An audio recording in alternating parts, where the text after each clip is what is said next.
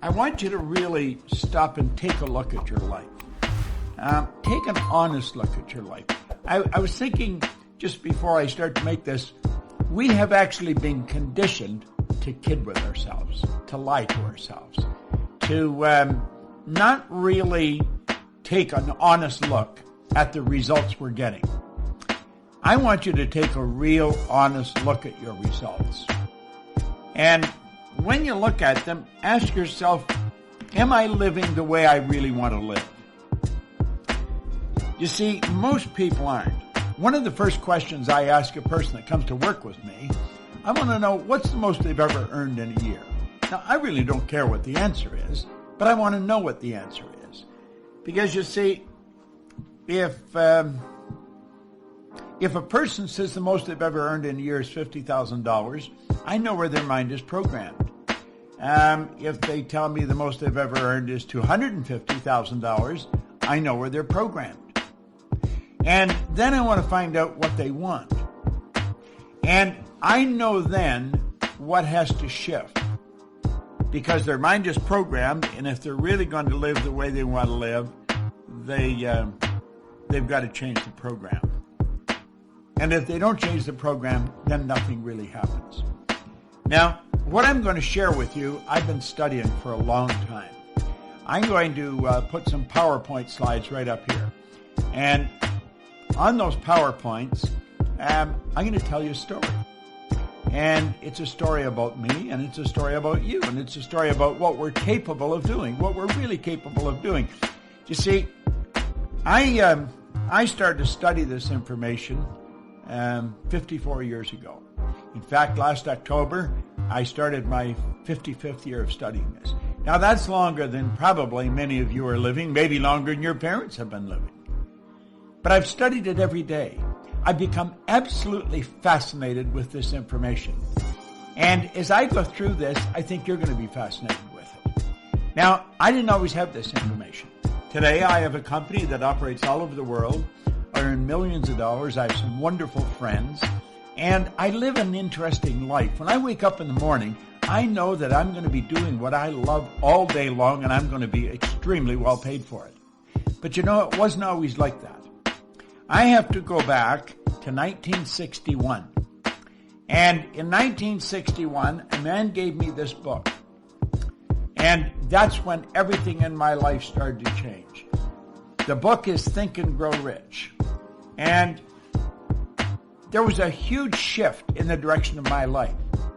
Now, I'm not going to be on here long, maybe, an hour.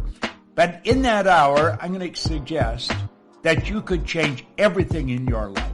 You see, today can be the turning point in your life by making a simple decision. But if you don't make decisions, you're going to stay right where you are. We have to make decisions.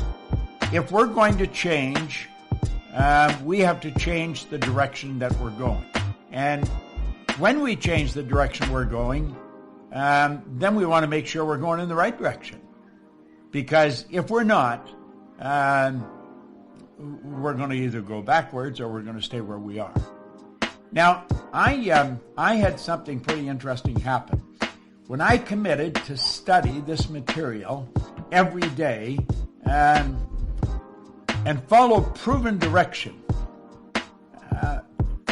the change that took place was enormous. And you know, it can be for you. Now, there's one thing that you absolutely require if you're going to make a big change, and that's discipline. See, without discipline, nothing happens. Now, I found that discipline is the ability to give ourselves a command and then follow it. Now, I'm going to suggest as we go through this, and I suggest you make some decisions. Don't look at somebody else and say, what are you going to do? You see, what they're going to do has absolutely nothing to do with where you're going. It's what are you going to do? That's what really makes the difference. Now, I've worked with tens of thousands of people all over the world, and I've watched some absolutely phenomenal changes take place. I've watched kids go from a C&D average to an honors mark almost overnight. I would have difficulty counting all the people that have gone from ordinary incomes to multi-million dollars. You see, earning money is not difficult. It's just that hardly anyone knows how to do it. And for good reason. We can go right to our school system and no one ever teaches us how to earn money. And for good reason, they don't know how to earn money. Now, is earning money all this is about? Absolutely not. This is about living the way you want to live. Now, I've been traveling all over the world. I started to study this, and great change took place, and then I wanted to know why I changed. And so I started to study it from a different perspective. I want to know what happened to me, which I'll talk again about in a moment. And so I began to study, and then when I figured it out, got the dots to connect, all I wanted to do was share it with other people. And everywhere I've gone around the world, I have found that people are essentially the same. Now, I've worked in China, I've worked in South America, I've worked in Australia, New Zealand, all over Asia, across all over North America, and certainly all over Europe. And people are essentially the same. Doesn't matter where you go. I don't care if you're in Shanghai, Kosovo, or New York City. I have found that there's three things. Frequently after a seminar, I'll sit around and I'll chat with some of the people, maybe that were late leaving the room, and I'll call them aside and I'll say, what do you really want? And I've found that not everybody wants to be really wealthy. But what they do want, they want to eliminate any financial concerns. In other words, if they want to get a new car, they want to be able to get it. If they want to take a trip, they want to be able to take the trip. Or if they see a sweater or a dress or a suit they'd like, they want to be able to buy it. They don't want to be wondering, am I going to have enough to pay the mortgage? They want to eliminate financial concerns. The second thing they want is they want to wake up in the morning and be excited about how they're going to spend their day. See, a lot of people are tied up in traffic, going to a job they don't like, working for somebody that is possibly even incompetent. You got to spend your days doing what you absolutely love to do. And the third thing, they want to mix with people who are really upbeat, who are enthusiastic, people that are becoming very creatively productive. Now, that is a pretty good way to live. You don't have any financial concerns. You spend your days doing what you love with people who are upbeat and creatively productive. That's a good way to live. That's the way I live today. But it wasn't always like that. No, it sure wasn't. I had a man sit down with me, and he did essentially what I'm going to do with you right now. He said, Bob, I want you to take a look at the results you're getting in your life. Really take a look at the results. And then he got me to think. He said, how do results happen, Bob? How do they actually happen? And I didn't know. He says, do results just happen? Well, of course, results don't just happen. And this is where a man approached me back in 1961. He said, I want to magnify the results that you're getting in your life. Really take a close look at it. Because he said people are just falling short in a couple of areas. And he pointed out that we're only limited by weakness of attention and poverty of imagination. In other words, we've got to stay focused and we've got to use our imagination to build the kind of world we really want. Now, I think that's what you want to do. That's what I want to do. I don't think you were looking for something to do when you sat down to watch this. You see, I believe that you do want to improve the quality of your life. And a man named Ray Stanford sat down with me a long time ago, in 1961. And he put an R on a sheet of paper. And then he put an H. He said, Bob, that's happiness. He said, that represents health, and that represents wealth. Now, he said, I want you to look at those three areas of your life. Are you getting what you want to get? Are you doing what you want to do? He said, I'm going to tell you something about results. Results always tell the truth. By their fruits you'll know them. Results always tell the truth. You can kid yourself all over the place if you want, but look at the results. I have people, they'll tell me how much they know about this or about that. Take a look at the results. The results tell the truth. If you're playing golf, the scorecard tells the truth. You see? Now think. Your bank account tells the truth. Your sales tell the truth. your position in life, the health of your body. And he looked at all these areas and he said, do you think I'm a healthy guy? And I said, yeah, you seem pretty healthy to me. He said, have you ever seen me sick? I said, no. He said, have you ever seen me broke? No. You think I'm a happy guy? And I said, yeah. He was a healthy guy. Happy. Always had a roll of money on him. Well, he said, you know something? You're one of the most miserable people I've ever met. And I was. And he said, you're always sick. And he said, you're always broke. Now, he was being kind. I was earning $4,000 a year at the time. Look at this. I owed $6,000. That is not a good position to be in. You see, if I had taken every cent I earned for 18 months and paid debts, I would have just broken even. It was an impossible situation. He said, Bob, why don't you change your results? Do you know something? I honestly don't believe that ever entered my mind. I really don't. You say, well, it must have. No, I don't think it did. I think I got up in the morning and I just went to work. I did whatever I was doing and hoping things would get better. But never sitting down and talking to someone that really knew how to make it happen. If you want to fly a plane, you don't go to a barber and ask them, how do you get the plane off the ground? If you want to learn how to dance, you don't go to a mechanic. You go to a damn good dancer. It doesn't matter what you want to do. If you're going to do something, go to someone who has demonstrated results. Now, this guy had demonstrated he was happy, he was healthy, and he was wealthy. And he said, do you ever read anything? And I said, no, I can't read. Now, that wasn't true. I could, not well, but I could.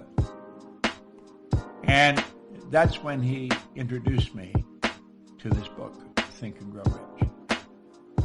And he said, Bob, if you do exactly what I tell you, and you study this book and do exactly what the author tells you, he said, everything in your life will change.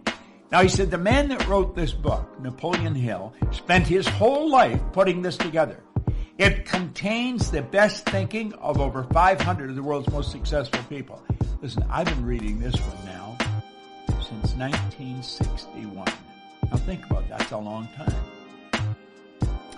He said he spent his whole life writing this. He said, I think it would be a very prudent move on your part if you spent your life trying to understand and apply it. Now, I don't know why, but I decided I would. Now, let me explain where I was starting from. I told you I was earning $4,000 and I owed $6,000. Okay. I had 2 months high school. 2 months high school. That was my formal education. I had never had a half-decent job.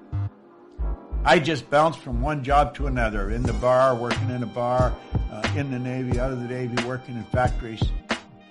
I'd never had a half-decent job. Now, I had every reason why I couldn't win. He said, Bob, there are reasons why you can't. You've got to quit thinking of those. You've got to start thinking of how you can. He said, do exactly what I tell you. And so, you know something? I decided I would. 1 year later, I was earning $175,000. My life changed like night and day. You say, well, what were you doing? I was cleaning offices. And then I took it over $1 million. I started cleaning one office. I would do anything honest to earn money. I was earning about $100 a week, and I got an office to clean where I would wash the floor twice a month, and I got $30. Then I got another office, $65 a month. Kirby's Construction. Now I'm up to an extra $100 a month. Do you know in less than 5 years I was cleaning offices in Toronto, Montreal, Boston, Cleveland, Atlanta, and London, England. Went right through the roof. Now, if you had asked me what I was doing, I couldn't tell you. I would say I'm cleaning offices. I'm reading Think and Grow Rich. But you know, a lot of people were cleaning offices. They weren't doing what I was doing. A lot of people had read Think and Grow Rich. They weren't doing what I was doing. Now, I was trying to figure out how the heck did this happen. See, I had been raised to believe if you're going to earn a lot of money, you've got to be really smart. Well, I knew I wasn't that smart, but I was earning a lot of money. I was raised to believe if you're going to have a good job, you have to have a good formal education. I didn't have a good formal education. I didn't have a good job. I owned the whole company. And so I started studying. You see, I thought, I'm believing in lies. You don't have to be smart to earn a lot of money. There's people that are functionally illiterate. They can neither read nor write, and they're earning millions of dollars. There's people heading up large corporations that have never been inside a school. Now I'm not anti-school. I made sure all my kids went through school. I just changed the question. I didn't ask them if they were going to go. I asked them where they were going to go. I'm mentioning this because I believe anyone can do anything if they can sit down and write it out on a piece of paper and then work at changing what's going on inside. See, in 1990, Joel Barker wrote a book. It's called Paradigms. He said to be able to shape your future, you have to be willing and able to change your paradigm. Now, I had no idea what a paradigm was. And you might ask yourself, do you really know what a paradigm is? Do you understand how the mind works? Because the paradigm has something to do with the mind. I knew nothing about it. The man that encouraged me to study this put me on a track where I just kept going from one great mentor to another. I was living in Chicago at the time, and I heard about a man in Vancouver. I was trying to figure out why I changed. I had left my own business. I went to work with Earl Nightingale and Lloyd Conant in Chicago. Ended up being their vice president of sales. I would have gone there. I would have paid them to let me work there. I wanted to work with Earl Nightingale and Lloyd Conant because I wanted to study. I wanted to know, why did I change? I knew I wasn't lucky. And I heard about a man in Vancouver. Somebody said, Bob, you should go and listen to him. So I got on a plane and I flew out to Vancouver. At the end of the seminar, when the guy got on the stage, I knew that he knew what he was talking about. There was just such certainty in his talk. And so at the end of the seminar, I said, I would like to sit down with you for a couple hours. So he said, I'd like to probably sit down with you for a couple hours. But he looked at his watch. He said, I got to get out of here. And I said, I got to go now too. He said, where are you going? I said, I'm going back to Chicago. He said, what are you doing out here? I said, I come out to hear you speak. I think he was impressed that I had traveled so far to listen to him. So I said, look, I'm not going to be in Chicago anytime in the near future, but I'm going to be in Toronto. And I said, I'm from Toronto. I'll fly over. I'll meet you over there. And so the two of us sat down in the Skyline Hotel. And we were there. We were supposed to be 3 hours. We were there for about 3 days. And he and I were as thick as thieves right up until he died. Now, he introduced me to this idea that I'm going to introduce you to. And what I'm going to show you is, without question, the most powerful idea I have ever learned. And if you don't understand this, the odds of you making great changes are very, very slim. I want you to look at the mind and then look at paradigms. But let's personalize it. Let's look at your mind and your paradigm. Now, let that drawing represent your mind. That, by the way, is the most valuable concept I have ever learned. There's the conscious mind, the subconscious, and the body. Okay? Now, the conscious mind is the thinking mind. Do you know that the average person does not think? Do you know that thinking is a subject that's not taught in school? You say everybody thinks. Hardly anyone thinks. I remember Earl Nightingale used to say, if the average person said what they were thinking, they would be speechless. Do you know what we do? We confuse mental activity with thinking. That's not thinking. Listen to what most people are saying. They'd never say what they're saying if they were thinking. Watch their behavior. They'd never do what they were doing if they were thinking. Back in 1981, I picked up a paper from Dr. Lawrence Rampell. Listen to what he said. Thinking is a skill which can be learned just as we learn skills such as typing and playing the piano. Few public schools offer courses devoted expressly to teaching thinking. Rather, we are expected to learn and teach thinking as a byproduct of learning mathematics, reading, history, science, a trade, and so forth. And we do learn a lot about thinking in that way. The trouble is we learn our thinking skills in bits and pieces, and we never put it together as an overall picture. If asked to describe what all is required in order to think effectively, most of us would be at a loss to give a complete account. Thus, we are unable to assess our own thinking skills or systematically teach the skill of thinking to others. Well, it's with your conscious mind you think. This is also what we call the educated mind. And I'm going to come back to that because I'm going to show you just how far off track we get with that. Now, this is where our intellect is resident, and it's the intellectual factors that give you the ability to be the creative ability. You say you're created in God's image? Well, that's where the creative faculty comes in. In our intellectual factors, you have perception, the will, reason, imagination, memory, intuition. Now, the subconscious mind is quite different from the conscious mind. That's what we call the emotional mind. See, the conscious mind can think, so therefore you have the ability to choose. You literally choose where you're going. Now, the choice may be unconscious, but it is a choice. You have the ability here to accept or reject information. When we see something come on the news about the economy's taking a dive, say maybe for them or you, but not for me. You've got the ability to reject information. Somebody starts to tell you a bad story, reject it. Now think. You have the ability to accept or reject in your conscious mind. You have the ability to originate ideas in your conscious mind. You can originate any idea you want. Now, your subconscious mind has no ability to reject. It must accept. And here's something else. Whatever's placed in the subconscious mind is going to dictate your world. It really will. And your imagination or your subconscious mind cannot differentiate between what you imagine and what's real. So if you imagine something happening and you get emotionally involved, it's actually starting to happen. You may say, well, that's ridiculous. Well, the Wright brothers didn't think so. Ed Hillary didn't think so. Steve Jobs didn't think so. Think about it. Thomas Edison didn't think so. Alexander Graham Bell. See, we listen to them and think, well, they're different. No, they're not different. They're exactly the same as you and me. Now look here for a moment. I've given you the basics about the mind. Now let's look at this. Today, you're being inundated with information in your conscious mind from radio, from other people, from TVs, from newspapers. And you have the ability, because you have a reasoning factor, you have the ability to think. You can say, I don't want that information. I'm not accepting that. And you can cause it to go away. But you know something? We don't do that. Not only don't we not do that, we don't even think about it. We don't even think. Why? We leave our mind wide open. And it goes right in. What do we say about the subconscious? It has no ability to reject. It must accept. Why do we do that? Because we're programmed to do it. That's why we do it. That's our paradigm. How did that happen?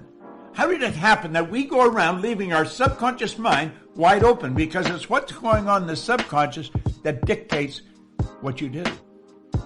Well, let's look at it for a minute. Let's close the window here and open it over here. Now, I'm hoping you're paying attention to this, because this could be worth millions to you. It can cause you to live in a healthier body. It can cause you to build your business. See, this is you as an infant. Not today. This is you as an infant. And what's going on? Whatever's happening around you goes right into your subconscious mind. And it just keeps going in over and over and over. See, you're programmed genetically. That's why you look like your relatives. There's a little particle of energy from mom and a little particle of energy from dad came together. And that was the nucleus of you. And 280 days later, you made your debut on the planet. But you have all that DNA, moms and dads, going back for generations. You're genetically programmed. Many of your beliefs have just been passed from one generation to the next. And many of them are absolutely ridiculous. Well, you see, your self-image is formed when you're in your little life. When you don't even have the ability to think. Now, self-image is just one idea. A multitude of ideas are a paradigm. Look at the people we're surrounded by. Robert Heinlein said, in absence of clearly defined goals, we become strangely loyal to performing daily trivia until ultimately we become enslaved by it. Now think about that. In absence of clearly defined goals, we become strangely loyal to performing daily trivia until ultimately we become enslaved by it. Now think of the number of people that you know that are enslaved to daily trivia. They talk about nothing. They never accomplish anything. They get the same results. If they're short money now, they were short a year ago. They were short a year before that. They're forever getting a car on payment. The idea of going writing a check is just out of their mind. Why? Well, you see, that's probably what the people were doing that we surrounded by as we were little kids. And the ideas that just keep going in over and over and over again form the paradigm. A paradigm is nothing but a multitude of ideas that are fixed in the subconscious mind. And so here we are, as hard as it is to believe, 20, 30, 50, 60 years later, living exactly the same as we were programmed when we were little kids. Do you know that most people on welfare are fourth, fifth generation welfare recipients? It's rather strange. Now, what do? Well, we leave this situation and we go to school.